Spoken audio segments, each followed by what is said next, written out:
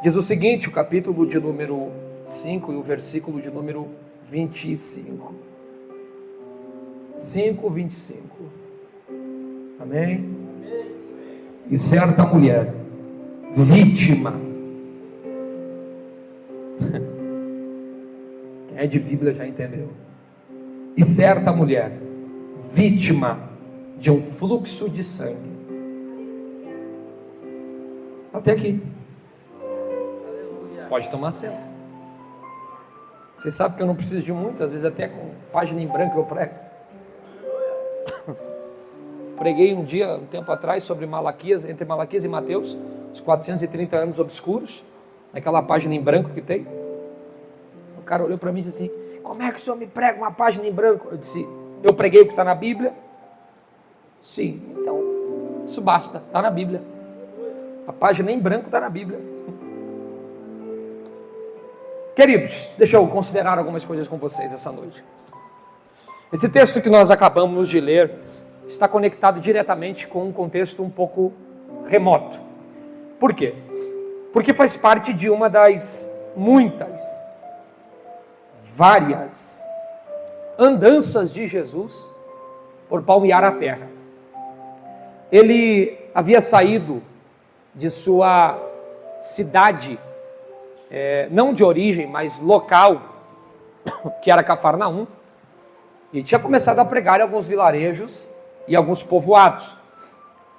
Esse período em que Jesus está desenvolvendo seu ministério, era muito comum um bairro ser tomado por famílias, no máximo de 2 ou 3 graus de parentesco atrelados, ou seja, pessoas que se conheciam ou tinham algum tipo de grau de parentesco, e eles assumiam aquele local como sendo o local deles e povoavam aquele local.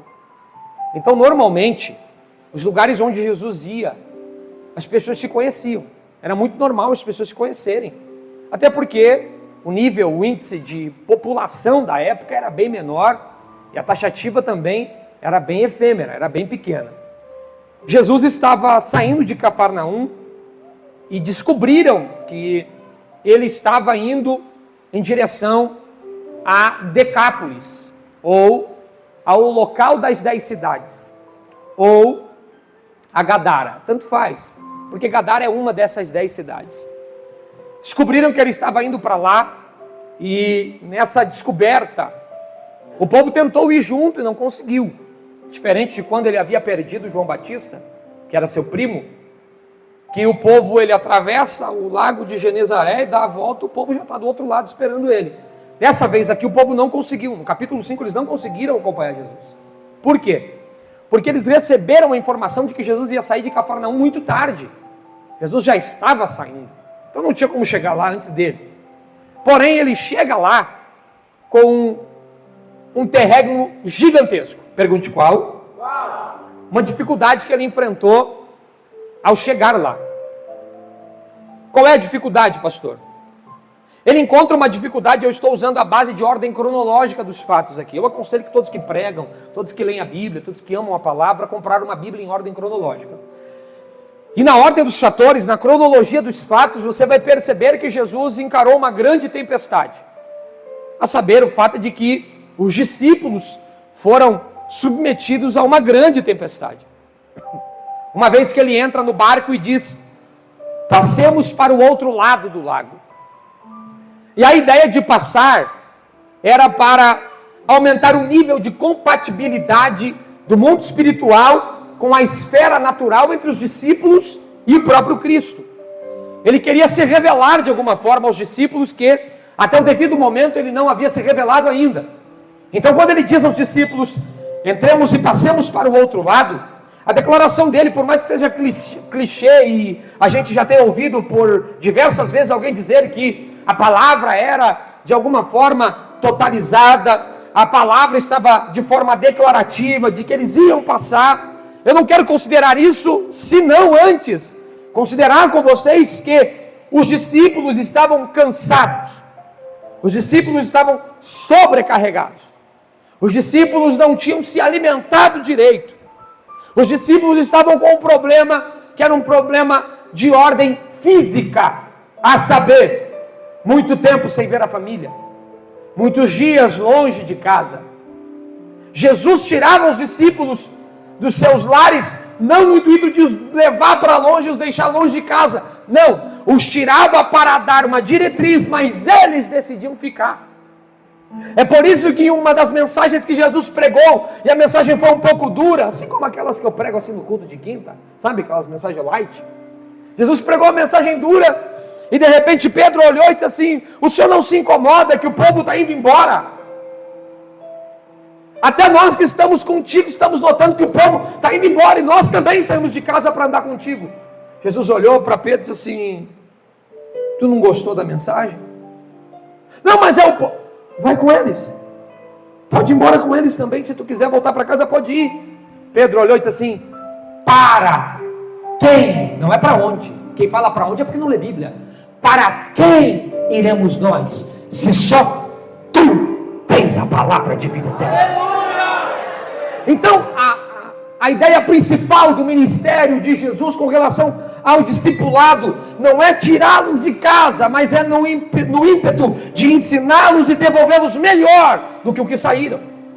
Então, por mais corriqueiro que seja, quem entra em um culto como esse, um culto de ensino, um culto de terça, e volta pior para casa, infelizmente são pessoas que não deixaram a palavra produzir os efeitos que ela tem poder para produzir. Então os discípulos estão com ele, estão cansados, estão sobrecarregados, existem inúmeras dificuldades, mas eles decidem entrar, obedecendo a voz, e no excesso do cansaço e processo da obediência, se levanta uma tempestade. Essa tempestade tem um único motivador. Sabe qual? Parar a embarcação e não deixar eles chegarem a tempo, porque nem que fosse abraçado, irmãos, eles iam chegar. Eles chegariam lá. Mas o que é que a tempestade queria produzir? A tempestade queria produzir em Jesus e no colégio apostólico um atraso.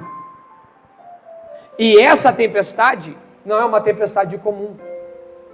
Eu vou sair assim do campo da contextualização e vou chegar no texto. Eles atravessam, quando atravessam chegam em uma região chamada Gadara, aonde tem um camarada que todo mundo aqui sabe o apelido dele. O nome dele era Gadareno. Deram esse nome para ele. Por quê? Porque uma das coisas que Satanás mais ama fazer é arrancar a identidade de quem ele domina. Uma das coisas que Satanás mais ama fazer é arrancar a identidade das pessoas. Tanto é fato que a ideia de colocar apelido nas pessoas não surgiu de outro lugar a não ser no inferno. Deus não trabalha contigo ou não trata contigo na forma em que as pessoas te chamam, na forma em que as pessoas te veem, no apelido que elas te colocam. Jesus te conhece na tua essência. Ele sabe quem tu é desde o útero da tua mãe.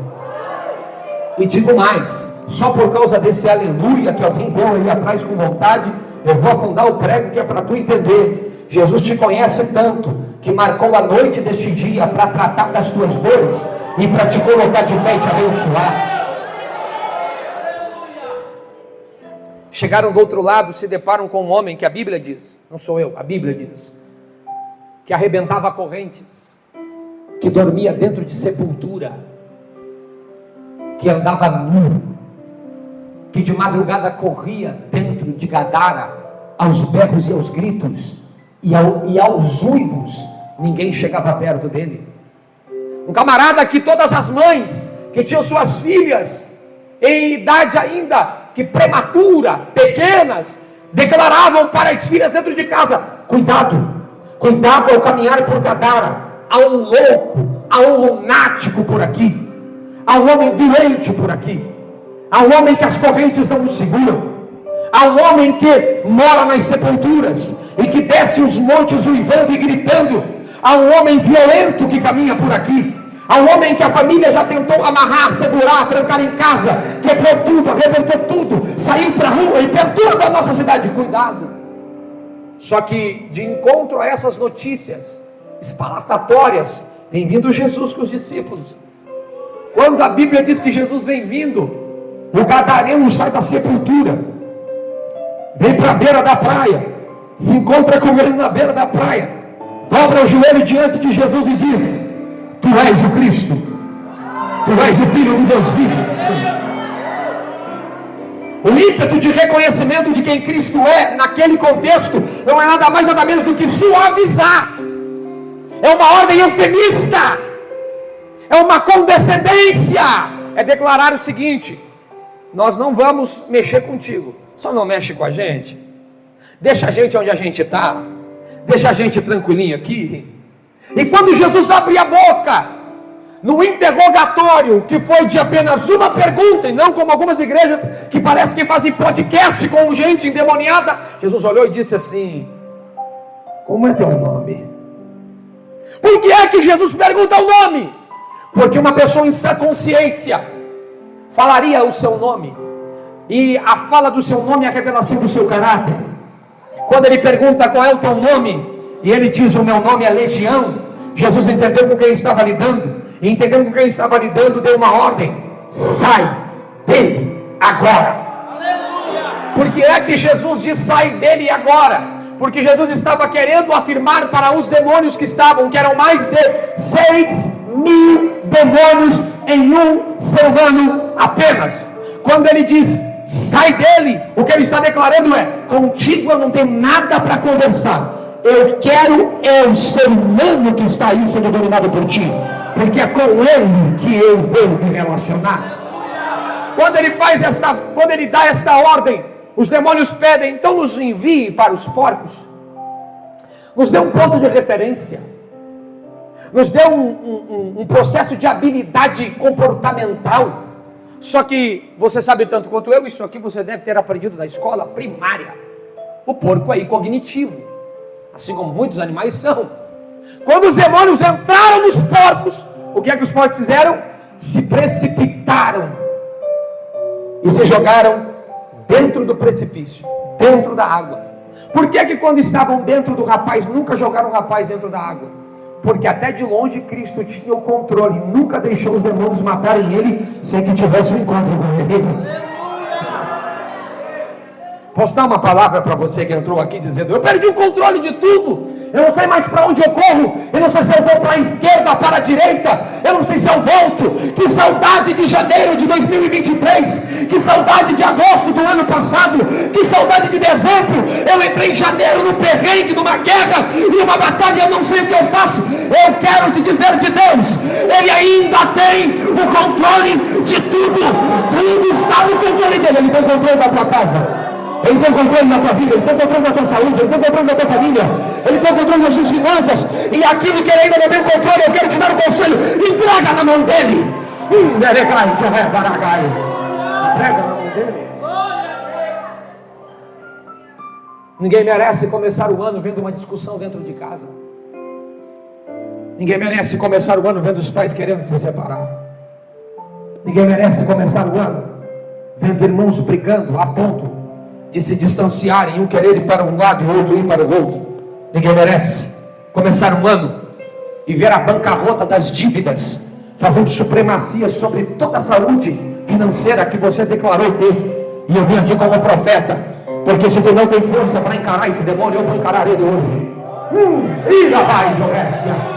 Se tu não tem coragem de olhar nos olhos dessa situação e dar uma ordem, eu, como profeta e pastor desta casa, me levanto no poder, que é no nome de Jesus, e digo: há controle na parte da mão de Deus sobre as tuas finais, sobre as tuas solicitações, preocupações, dívidas. Deus vai agir por você.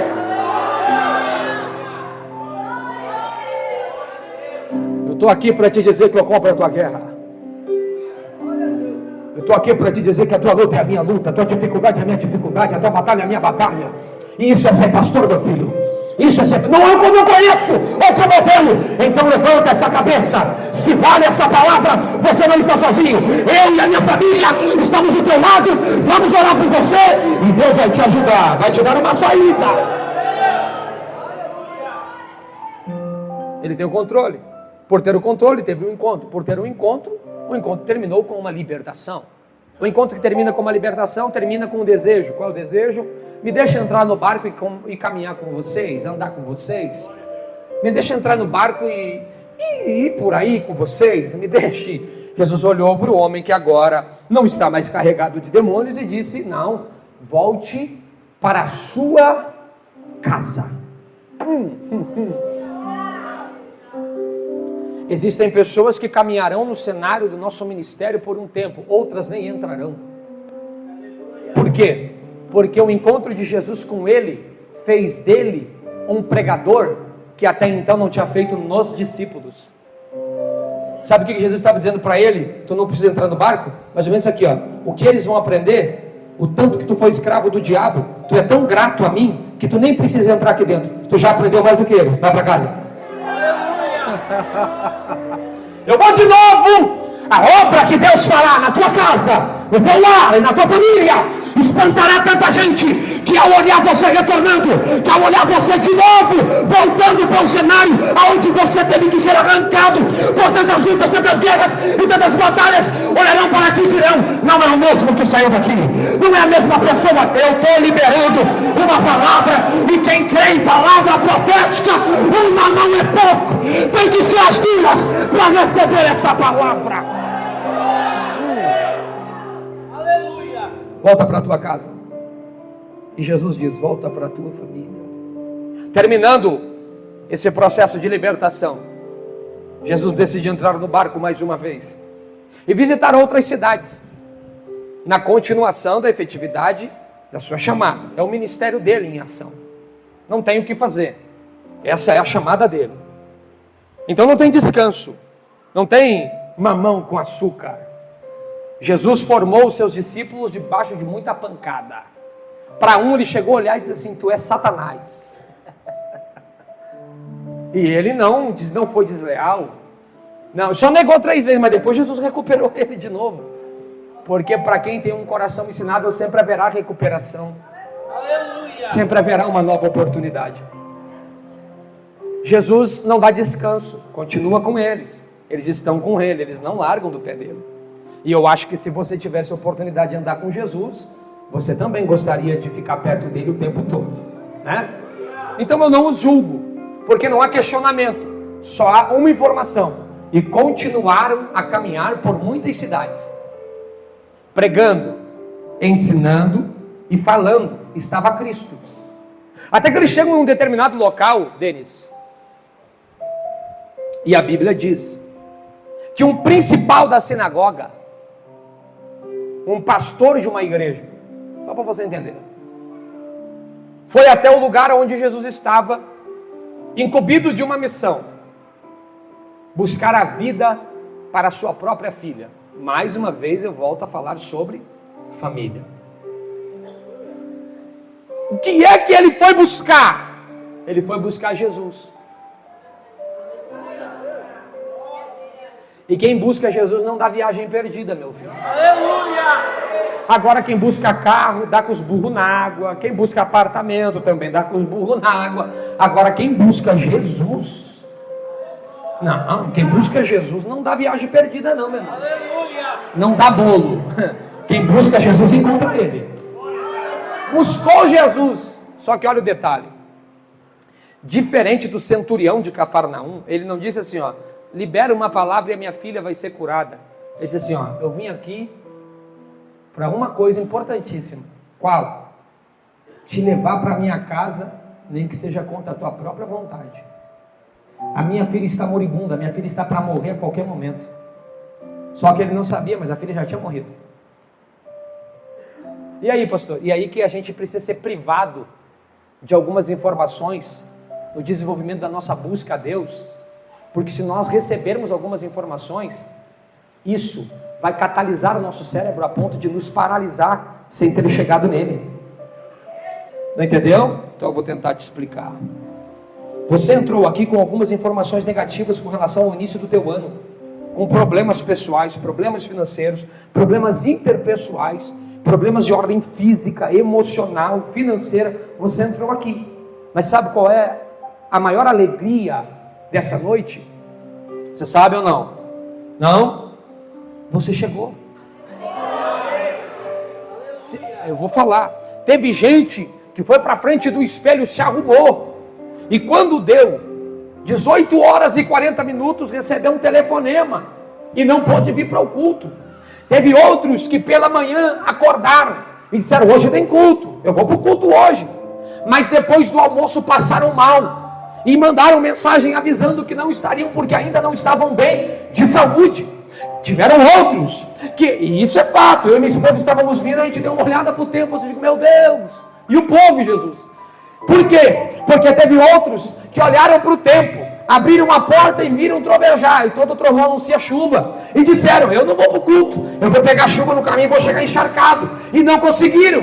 Só que houveram outros que conseguiram, que se arrumaram, que mesmo debaixo de guerra, mesmo debaixo de chuva, mesmo debaixo de dificuldade, mesmo debaixo de perseguição, mesmo debaixo de luta, dificuldade que você teve que resolver hoje, batalha que você enfrentou hoje, chegaram, e é por ter chegado que a vitória também vai chegar para você.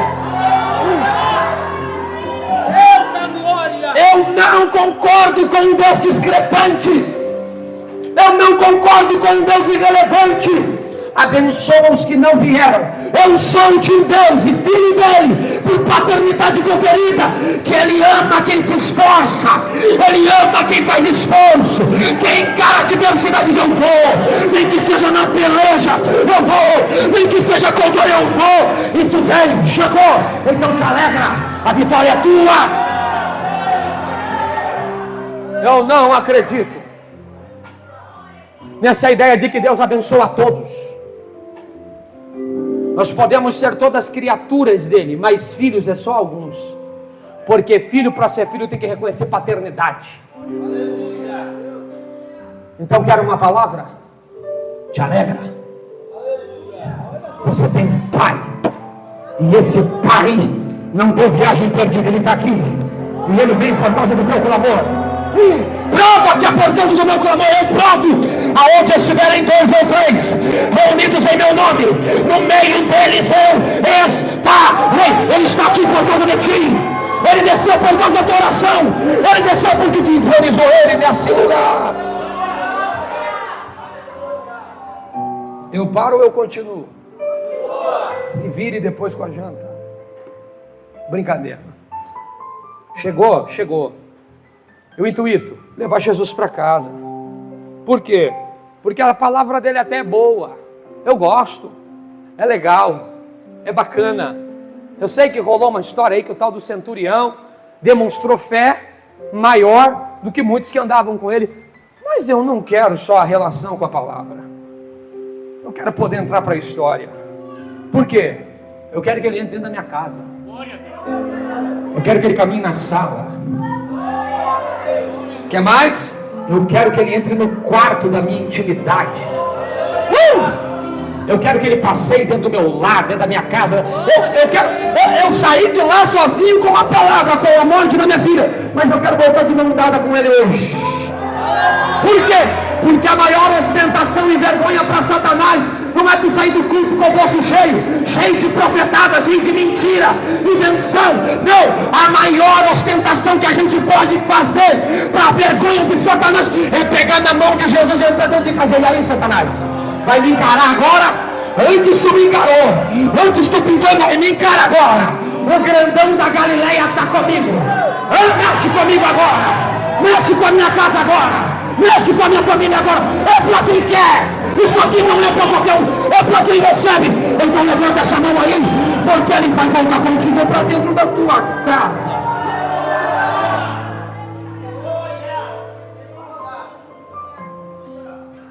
Até aqui tudo bem.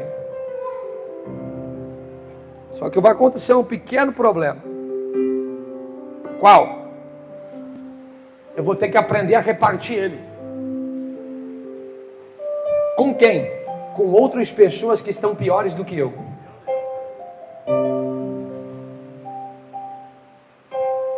Por quê, pastor? Muito simples. Ele vai se deparar com uma mulher. E eu vou contar a história dela agora. Isso acontecia em famílias normatativas judaizantes. A torcida do pai para ser pai, quando descobria que a esposa estava gestante, era de que a criança fosse um menino. o índice de machismo na antiga Judéia, na antiga Pérea, e também relacionada exatamente, diretamente com a antiga Palestina, era muito alto. E um pai se sentia honrado quando se tornava pai de um homem, de um macho, porque ele considerava que o filho daria continuidade na sua história, diferente da filha, que teria que dar continuidade na história de outro. Então o pai torcia, quando descobria que sua esposa estava gestante, que a gestação fosse de um menino, não de uma menina. Caso fosse de um menino, ele ia poder participar do bar mitzvah. Ele ia poder colocar o menino no intuito de ser um professor de ordem farisaica, um rabino, um mestre da lei, um doutor da lei. Ele poderia ter a honra, porque essa era a maior honra para um pai judeu, para um pai hebreu, como queira. Tanto ixos quanto hebreus e quanto judeus, no contexto original, estão ligados. Então o desejo é ser pai de um menino, não é de uma menina. Só que vai chegando perto do 7º mês. E no 7º mês era a única época em que a mãe que estava gestante, com base em uma fórmula que eles usavam na antiga Palestina, que eu não vou me ater a falar sobre isso, ela descobriu que estava grávida de uma menina. O pai não ficou nada satisfeito. Por quê? É o primeiro filho. E sendo o primeiro filho, é o único filho. Por quê? Porque a esposa, depois de estar gestante dessa menina, nunca mais vai poder dar à luz a nenhum filho. E ele descobre que é uma menina. Existe uma deformidade muito grande mental nele, porque ele não foi trabalhado para aceitar a vontade de Deus. Então o tempo passa, a menina nasce. E quando a menina nasce, diferente do menino, que com 7 dias era levado ao templo e apresentado ao Senhor, a menina só depois de 40 dias. Só depois de 40 dias a menina era levada no templo. E não era nem apresentada ao sacerdote. Era levada no colo da mãe. E a mãe com o pai faziam uma oração de agradecimento com base no Salmo de número 101 ou 102, salvo engano. Agradecendo pelo nascimento da filha, então, por assim dizer. E voltava para casa e ali encerrava. E a menina seria mais uma entre muitas meninas. O tempo passa. Você sabe que a menina, ela tem uma facilidade muito grande por se desenvolver com relação à ideia de afeto diretamente com o pai. Você sabia, pai que me ouve, se tu é pai de menina, que a tua filha vai escolher um homem exatamente como tu é? E agora aumenta o nível da tua responsabilidade. Tu sabia que a probabilidade é de 90% da tua filha escolher um marido do jeito que tu é marido para tua esposa? E é para te fazer pensar. Ela vai crescendo. É óbvio que o ímpeto do pai diminui. E há um relacionamento, isso é fato. E o relacionamento vai convergindo na ideia do crescimento da menina. O judeu não dá banho em filha. O judeu não vê a menina sem roupa. O judeu não tem essa cultura ocidental que nós temos, de ir ver o nascimento se for menina, e ver a menina se não estiver envolvida nos lenços e lençóis. Então a intimidade da menina é guardada exclusivamente para o esposo dela, que vai ser escolhido pelos pais quando ela chegar na idade de 12 anos. Agora vamos lá. O tempo passou. Com 7 para 8 anos de idade, ela poderia fazer os cursos relacionados à culinária judaizante, para aprender a fazer as alimentações relacionadas às datas festivas, a Páscoa, o Pentecostes, e por aí vai, a festa das tendas, e por aí vai. E ela aprende para poder ajudar a mãe em casa, porque a mulher vivia arduamente favorecendo o marido. Só que chega uma idade, que é a idade que toda menina deixa de ser menina e passa a ser moça, em que as regras menstruais são reveladas, e essa menina que era uma menina de 8 tem 9, de 9 tem 10, de 10 tem 11, e de 11, passando o período de regras menstruais, 12, ela é considerada mulher dentro de casa. E sendo considerada mulher, dos 12 aos 13, ela já é prometida em casamento para alguém. Eu estou falando de cultura judaica. Se tu não estuda a cultura em que a Bíblia foi escrita, você está ultrapassado. Agora, por favor, considere isso aqui comigo. Com 12 anos de idade, qual era o papel do pai quando a menina chegava no período em que ela se tornava mulher? E considerando esse fato, ele teria que agir com ela com um pouco mais de seriedade com relação a quem ela passava a ser dentro de casa. Bom, quando a menina, que agora não é menina, acorda pela manhã e chama a mãe para revelar o que aconteceu, era obrigatório pela lei levítica pegar toda a roupa, o colchão e até a cama, jogar para o lado de fora, jogar fogo e proibir a menina de encostar em quem quer que seja dentro de casa ou no que quer que fosse dentro de casa, porque tudo que ela tocasse se tornaria impuro, e se tornando impuro teria que ser colocado no fogo também. Está entendendo ou não? Ok, até aqui tudo bem? Só que o problema começa agora. Por quê, pastor? Porque no período de regras menstruais, era normal tirar a menina de dentro de casa, enquanto não casada, obviamente, e colocar para as viúvas cuidarem dela, para que depois de passar esses dias específicos, fosse lá e buscasse a menina e trouxesse para casa. Qual é o prazo limite para as regras menstruais de uma mulher? 7 dias. Não pode passar disso. Se passar disso, já não é normal.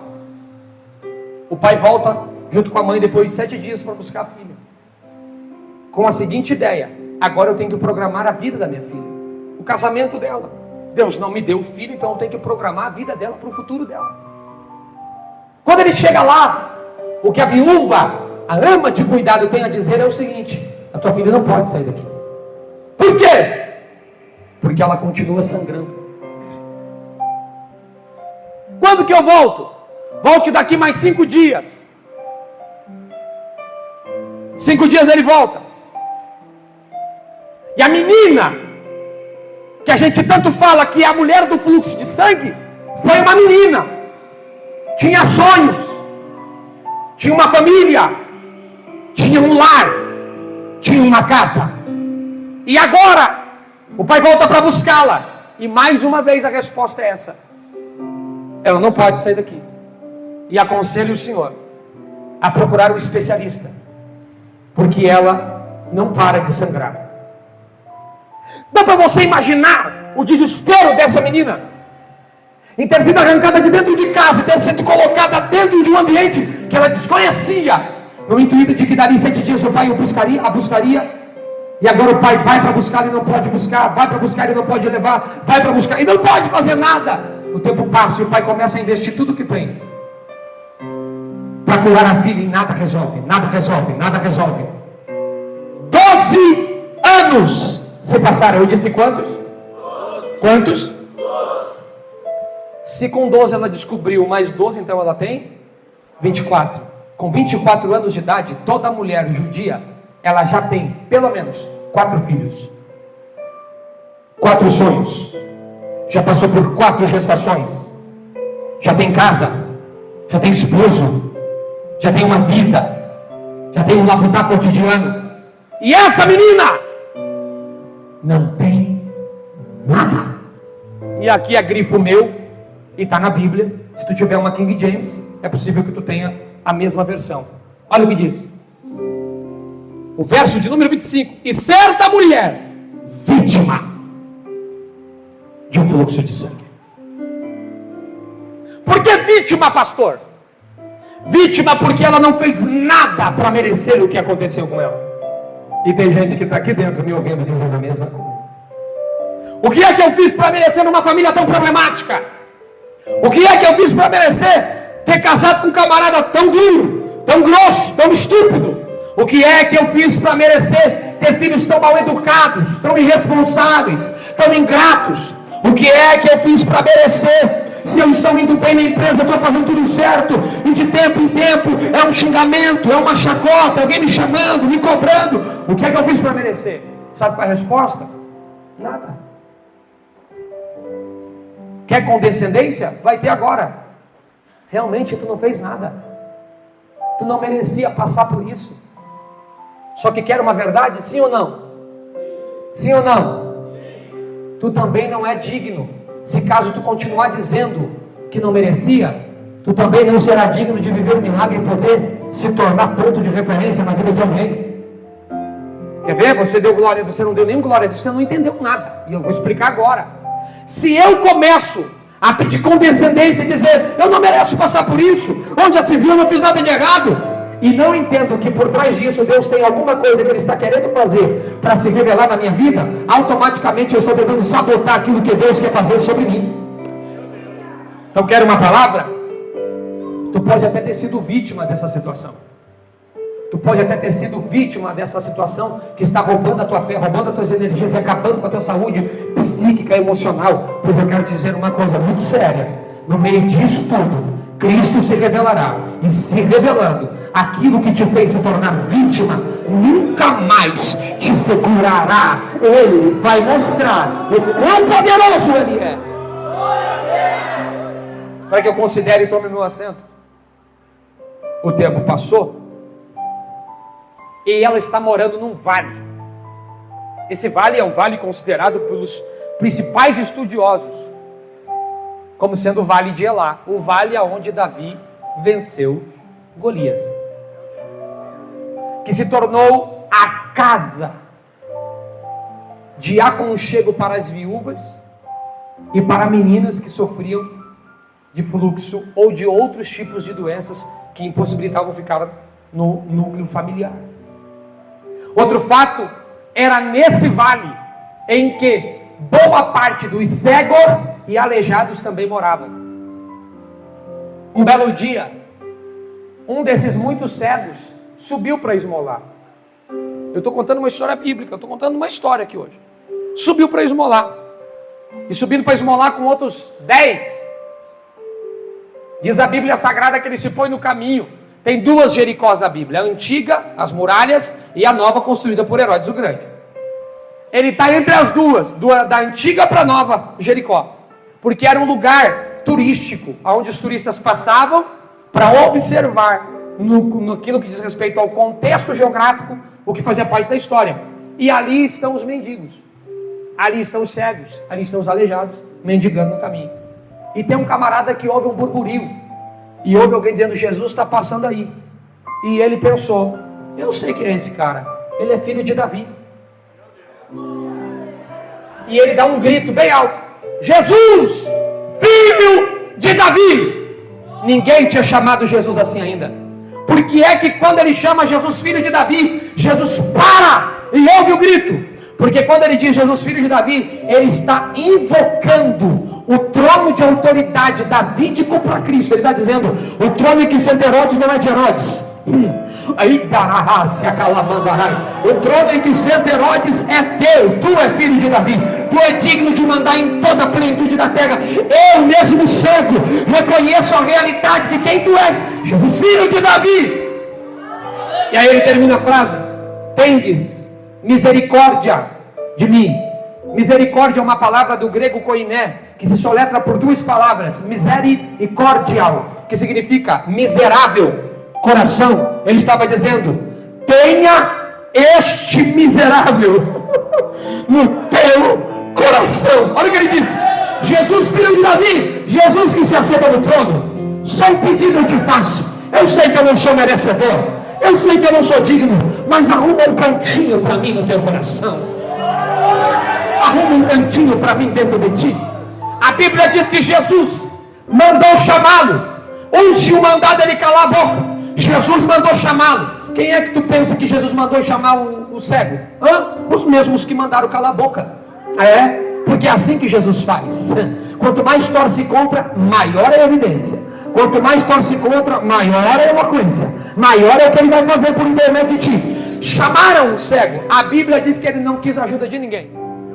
Tirou o salvo-induto, que era a capa que ele recebeu para poder mendigar. Pá! E a Bíblia diz, dando um salto, foi até Jesus. Aleluia! Não, deixa eu falar isso aqui. Como é que ele vai até Jesus se ele é cego? Muito simples. Tem uma multidão, muito simples. Tem uma galera, muito simples. Qual? Irmão, se ele sabe quem está passando, automaticamente o cego, ele tem o poder de desenvolver não só a audição, mas o olfato. É mais ou menos isso aqui. Eu posso não estar ouvindo ele falar, mas o cheiro dele eu sei que é diferente. Pastor, prova para mim que o cheiro dele era diferente. Salmo de número 19. E eis que vem o meu amado com o quê? Óleo de mirra e incenso. E este é o cheiro daquele que me salvará. Ele tem um cheiro diferente. O jeito dele é diferente. A forma dele é diferente. O jeito dele é diferente. Aí o cego, eu estou terminando. Quando o cego chega, Jesus o cura. Sabe qual foi a primeira coisa que o cego viu? Jesus. Sabe por que é que o outro cego, Jesus teve que mandar se lavar no tanque de Siloé? Para provar a resistência dele, porque no tanque de Siloé só podia a mulher descer. E é por isso que ele estava cego. Porque ele, se tivesse visão, não desceria onde ninguém desce. Mas é aí Jesus provando o caráter dele. É quando a gente não tem mais nada na mão para oferecer, que ele vai provar a nossa fé a ponto de ver se a gente tem capacidade de resiliência, de descer aonde ninguém nunca desceu, só para poder se levantar como um guerreiro na fé. Quer mais? Tu quer a Bíblia, meu filho? Então vem porque a Bíblia. Sabe por que o outro cego ele cuspiu nos olhos e fez lodo e botou nos olhos para que ele pudesse enxergar? E quando ele abriu os olhos, ele viu os homens andando como árvore? Muito simples. Eu sei que tem uma historinha por aí das duas visões, a visão celeste, a visão humana, mas não é só isso não. Jesus queria que ele olhasse para ele. E é por isso que quando Jesus vê o cego dizendo que está vendo homens caminhando como árvore, Jesus vai lá de novo nos olhos dele. E quando ele abre os olhos dele, vê Jesus. Por quê? A primeira visão que deve se ter de alguém quando vem para Cristo não é da igreja, não é da falha, não é do pecado, não é do erro, é de Cristo. Porque quem olha para ele não vai errar, não vai cair, não vai falhar quando outros falharem. Eu ir para aquela igreja, olha o que esse pastor fez, olha o que aquela igreja representa, olha o que esses crentes fazem. Isso é problema deles. Aqui na Vida Nova está cheio de gente que sabe olhar para Jesus. Está cheio de gente que tem os olhos fitos em Jesus. Olhou para Jesus e disse: Tu és o Messias, Tu és o Cristo. Ele quis andar com Jesus também, não pôde. Agora pensa comigo, 18 horas e 15 minutos, até no máximo, às 19 horas todo mundo tinha que estar dentro de casa. Daqui a pouco se ouve um grito de quem está dentro do vale, ouve o grito de quem está vindo, e o grito é esse aqui: eu fui curado! Quem é que está no vale, pastor? Uma menina que está lá há quase mais de 12 anos, esperando só uma esperança para poder ser arrancada de lá e buscar pelo seu milagre. E o grito continua a aumentar: eu fui curado! Alguém olha e diz assim: quem é que está gritando? Aí alguém olha e diz assim: é Bartimeu, o filho de Timeu, cego. Ele não está mais cego, ele está vendo e não está voltando com ninguém pendurado nele. Ele está voltando sozinho, ele está entrando, ele está chegando. Quando vão investigar para descobrir, perguntaram para Bartimeu: o que foi que aconteceu?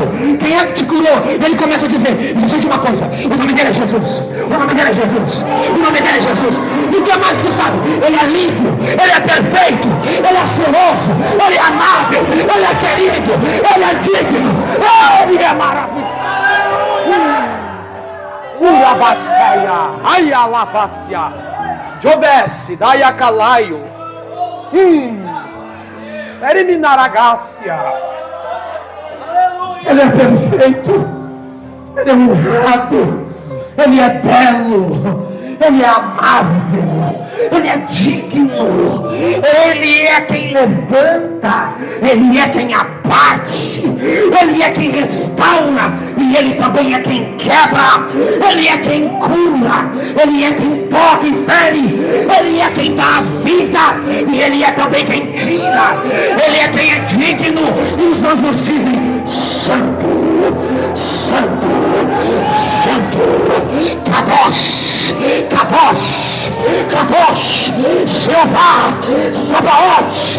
Ele é o Senhor dos exércitos. Ele é o Jeová Jireh. Ele é o Jeová Nissi. Ele é o Tsidekenu. É Ele quem carrega a Kadosh Santa. É Ele quem está entronizado nas alturas. E todos quanto diante dele vem, dizem: Santo, Santo, Santo é o Senhor dos exércitos.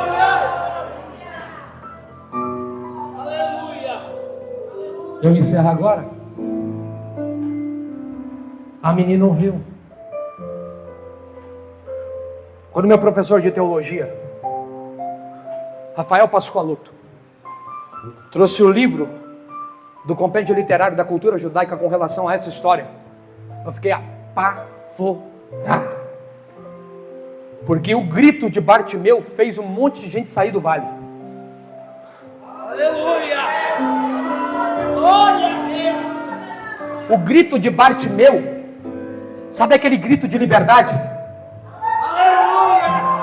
Sabe aquele grito que tu quis dar na virada do ano, dizendo: esse ano eu vou quebrar tudo, Deus é comigo, eu vou honrar minha casa, minha família, e vou poder abençoar os meus de uma forma tão extraordinária. Sabe esse grito? Esse grito que tu quer dar para acabar com as armas do diabo contra a tua casa, contra a tua família. Ele deu esse grito, e esse grito foi tão poderoso, mas tão poderoso, que botou um vale inteiro de cabeça para baixo. E de repente, aquela mulher, que já é mulher e não é mais menina, decidiu: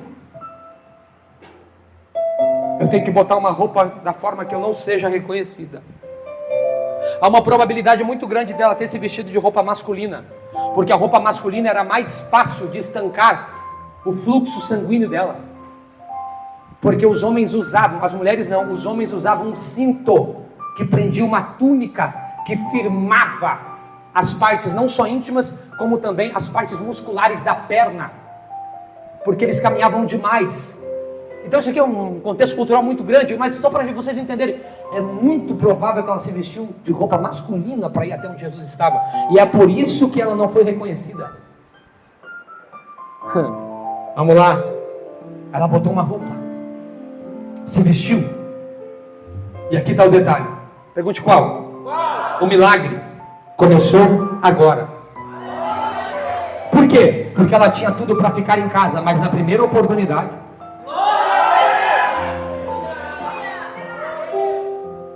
para tu que vem aqui uma vez na semana, tu vai ouvir Deus só 52 vezes no ano, porque nós temos só 52 semanas no ano. Então tu vai ouvir Deus uma vez só no domingo, só 52 vezes. Mas para quem ama Jesus, 52 vezes é pouco. E eu que amo Bíblia, eu ouço Jesus de manhã, de tarde e de noite. Por quê? Porque eu não preciso ouvir profeta, eu não preciso ficar dependendo do que vão falar para mim sobre o meu passado, meu futuro e meu presente. Eu abro a Bíblia e ele fala comigo, eu abro a Bíblia e ele conversa comigo. Então eu amo ouvir ele. E ela queria só uma coisa: sair de casa e ir atrás dele. Dito e feito, lá vai ela. Aqui já começa o milagre. Por quê? Porque por ordem fisiológica ela não tinha como sair. E se ela desse passos de alcance de 1 quilômetro, ela morria. Ela morreria. Só que aí é o que eu acho interessante na Bíblia. Por quê? Porque ainda que haja um decreto de morte no teu caminho, se Jesus for o teu objetivo, se teu objetivo for encontrar Ele, meu filho, vai tranquilo. Vai doer, vai sangrar, vão ridicularizar você, vão tentar te parar, mas tu vai chegar. Você imagina o que essa mulher passou para chegar lá? Imaginou? Só que quando ela chega lá tem uma multidão. Já não tinha problema o suficiente? Tinha. Ela chega lá, tem uma multidão, e a Bíblia diz que a multidão apertava Jesus. E não é no versículo em que Pedro vai falar isso para ele, é no versículo 24, que antecede a aparição dela. E Jesus foi com ele, e muitas pessoas o seguiam e o apertavam. No meio desse aperto aparece alguém que toca. Aleluia! Eu vou ter que falar, vai doer um pouquinho, mas é só uma, tá? Eu prometo. Cuidado para não confundir toque com aperto. Porque tem muita gente que ao invés de tocar em Cristo, aperta. Se tu chegar para a Kézia e perguntar, te tocou, te apertou, ela sabe, porque ela é uma criança, mas já tem cognição, ela sabe o que é aperto e sabe o que é toque. E tem muito crente que não sabe o que é aperto, não sabe o que é toque.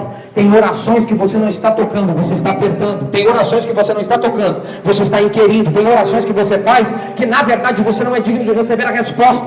E por fazer do jeito que você faz, você se torna mais indigno ainda. Então quero um conselho, comece a cuidar se você não está apertando ao invés de tocando. Muita gente estava apertando, ela vem por trás.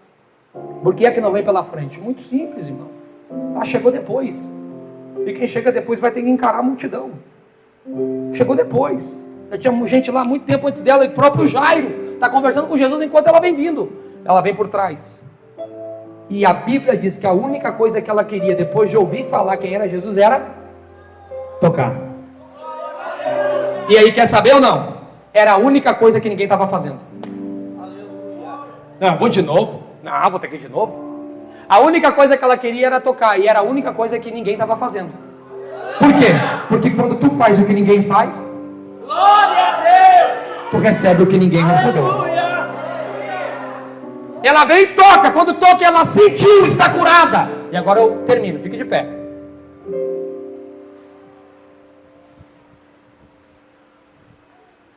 Sentindo, está curada. Aleluia! A Bíblia diz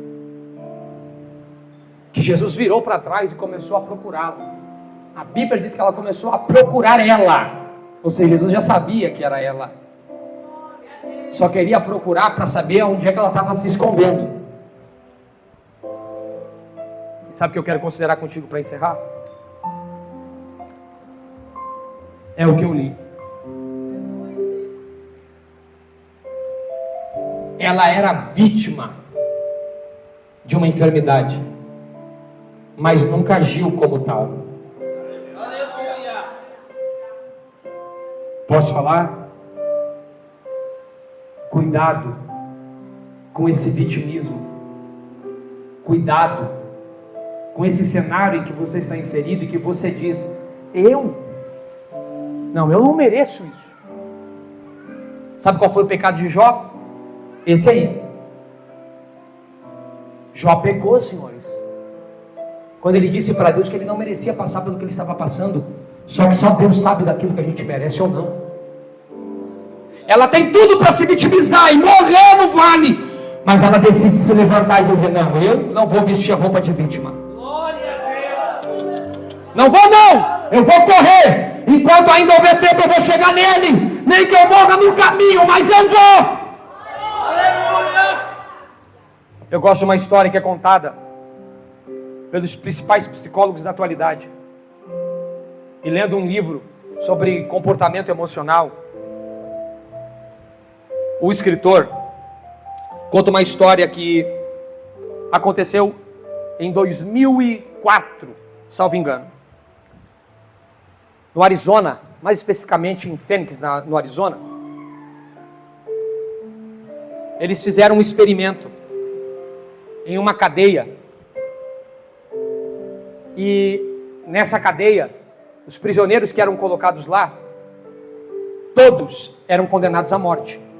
Mas era só cumprimento de tempo e não de pena. Cumpria-se o tempo, iam para a cadeira elétrica. E um psicólogo, na tentativa de declarar que as informações que a gente recebe revelam o nosso comportamento, fez um experimento e conseguiu uma liberação para fazer um experimento com um camarada que ia ser colocado na cadeira elétrica. E perguntou a ele, bom, eu tenho uma opção para fazer, tenho uma proposta para fazer para ti. A proposta é essa aqui. Nós vamos te colocar preso numa maca e, sem tu ver, nós vamos cortar uma parte do teu corpo. E nós só vamos fazer um corte. E o sangue vai escorrer e vai pingar. Se daqui 24 horas o sangue coagular e estancar pela coagulação, tu vai perder um membro, mas se coagular e tu sobreviver, tem um detalhe, nós vamos te tirar daqui e tu vai poder ir embora. Tu não vai mais precisar morrer na cadeira elétrica. Tu aceita? Sim, eu aceito. Ele já estava condenado à morte. Decidiu aceitar. Nessa aceitação, amarram ele. E sem ele ver nada. Cortam. Exatamente aqui, ó. Não cortaram o pulso. Mas ele sentiu como se fosse no pulso. E com uma válvula embaixo da maca, abrindo a válvula, pingava um soro dentro de uma bandeja. E ele, ouvindo o gotejar, achava que era o sangue dele, que pingava dentro. E a informação que ele começou a mandar para o corpo era que ele estava morrendo. Eu vou morrer. Eu vou morrer. Eu vou morrer. Eu vou morrer. Com 19 horas ele teve parada múltipla dos órgãos. E veio a óbito. Só que quando foram olhar o corpo dele, não tinha corte que alcançava as veias e nem as artérias. Era um corte na região muscular da mão. Não tinha como ele morrer. Só que por ele ter lançado a informação de que ele ia morrer, ele veio a óbito. E comprovou-se de 2004 em diante que aquilo que você pensa alimenta o seu corpo e define o seu futuro. Quer que eu te dê uma palavra? Isso já é bíblico há muito tempo, porque o próprio proverbista disse: assim como o homem pensa, assim pois ele é. Quer mais? Pare de vitimismo. Pare de se colocar debaixo dos pés de Satanás para ele te pisar. Chega de sofrer. Chega de ser escravo do diabo. Chega de ser escravo de todo tipo de porcaria que não te deixa viver, que não te deixa romper, que não te deixa vir para Cristo, que não te deixa se posicionar. Faça como essa mulher, se levanta no ímpeto da tua fé e declara para o teu corpo, para a tua vida, para a tua mente: eu vou vencer, eu vou vencer. Não entendi, pastor. 2024 não é ano para fraco. 2024 é ano para botar para quebrar, para ir para cima. Deus quer usar você como nunca te usou. Deus quer te levantar. Deus quer usar você. E eu quero orar por você agora. Sabe, uma das coisas mais lindas que eu vi nesse texto é que é possível você receber uma bênção sem que nem Cristo saiba que você quer ela. É possível você receber uma vitória sem nem ter pedido para Ele. Não entendi, pastor. Há 2000 anos atrás já está liberado. Aleluia! Eu vou de novo. Há 2000 anos atrás já foi liberado. E o grito que deu essa liberação para tu pegar o que é teu por direito é esse aqui, ó. Tetelestai, está consumado. Sabe o que está consumado revela? Porta aberta, chave. Sabe o que está consumado revela? Cura, libertação, salvação. Então pega o que é teu por direito. Eu oro agora. Quem precisa de uma oração, vem aqui na frente. Se você está afastado dos caminhos do Senhor, se você está longe de Cristo, se você vem nesse culto hoje, talvez pela primeira vez nessa igreja, e só tu sabe como está a tua alma, só tu sabe como está o teu coração, e você sabe o que você precisa, sai do teu lugar e vem aqui para frente, porque eu vou orar por você. Mas vem rápido, porque eu não fico insistindo, não é do meu feitio, é você que deve saber o que você precisa. E se você sabe, e precisa e quer, vem para frente, porque eu vou orar por você.